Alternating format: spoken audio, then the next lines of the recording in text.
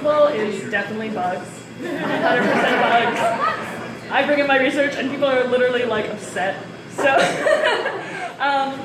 so I study pest management, and I have some really bad news for a lot of you, which is that Vancouver City has fire ants. And I'm not kidding.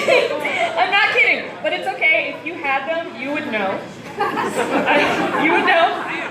And if you do have them and you want to come talk to me after, you should. And I'm not kidding. So Myrmica rubra is the European fire ant. They're invasive across the Lower Mainland area. And like all fire ants, they will swarm and sting the shit out of you if you step on their nest. And it's really easy to step on their nest because they don't make the ant mounds that you all imagine when you think of ant nests. They are completely below the ground, so you can stand on them without really noticing. And what that looks like is like the grass was a pot of boiling water, but instead of water, it was fire ants coming out of the soil. It's really intense, and they will sting you 10 or 15 of them all at once. And I know from personal experience, it's really unpleasant. So they're basically making parks in Vancouver and also people's yards in Vancouver useless. And we don't really have a solution for them, which is basically the point of my research project, which was to create a better control method for EFA, the European fire ant, by combining really attractive food baits with also attractive pheromones and an insecticide, making an insecticidal food bait. The first chapter of my thesis is about food.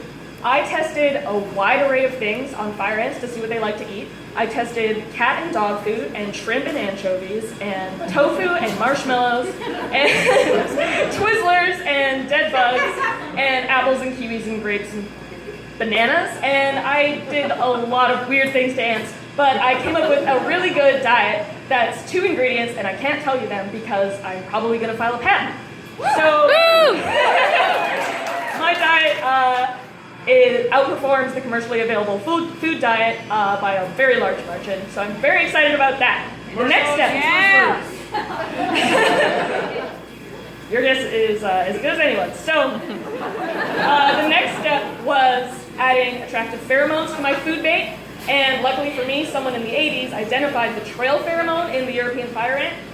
The trail pheromone is used when a foraging ant finds a really good food source and she wants to tell her friends. So she walks home and she leaves a trail of pheromone on the ground.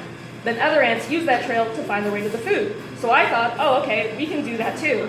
We can set out an artificial trail using this chemical and lead it up to my food bait to get more of the ants to eat it. So I tested this in the lab, and at the right dosage, I got about 3 times as many ants to feed on the food, just because the trail pheromone was there, which is really cool. My final step of my research will be to add an insecticide into this whole mix so that when the ants pick up the food and bring it back to their queen, she eats it and she dies. That's the goal. Unfortunately, I have to graduate, so I don't have time to do it. My former research assistant, now he's a master's student, so he's hopefully going to do that, and we're hoping that we'll be able to use a biological control, so something like a fungus or a bacteria that kills just fire ants, so we can mix it in there and not worry about any other bugs coming along and eating it, because some bugs are good. And hopefully, if he completes that, we'll have this fire ant killing machine. That is the goal of my research.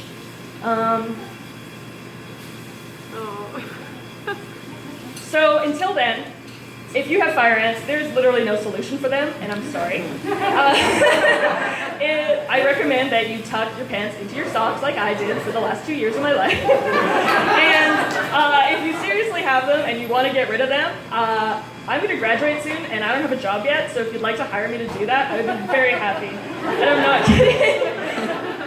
I still have time? You have less than 1 minute. Okay, I'm going to cut it off because I don't think I have time to tell you anything else. Okay, I want to tell you one thing.